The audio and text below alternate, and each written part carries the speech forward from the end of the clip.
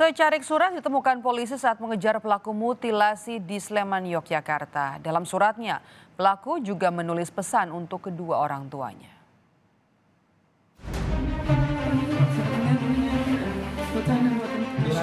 Persiapkan telepon selimut, telepon menunggu.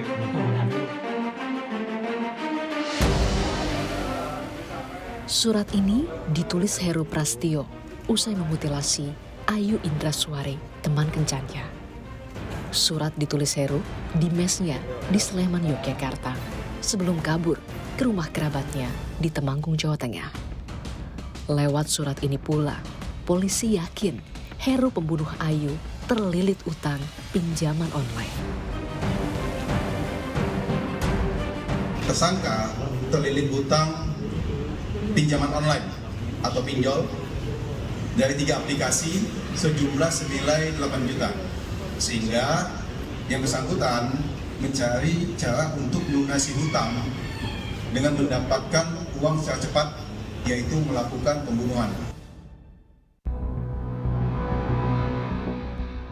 Ada pesan khusus dari Heru untuk kedua orang tua di surat yang dia tulis. Salam buat keluarga di rumah dan tolong sampaikan aku telah gagal mendengarkan nasihat orang tuaku.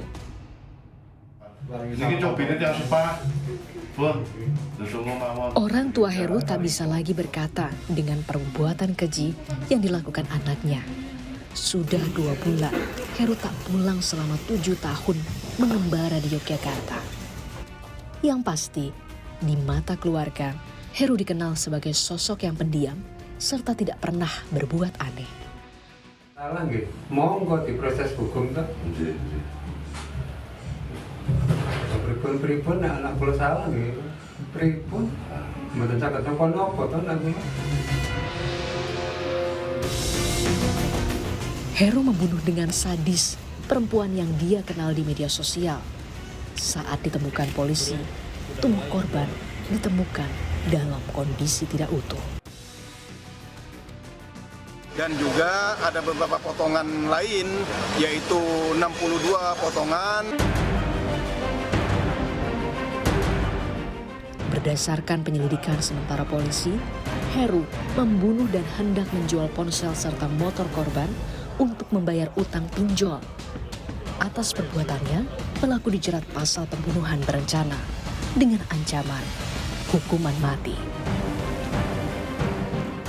Tim Liputan, Kompas TV.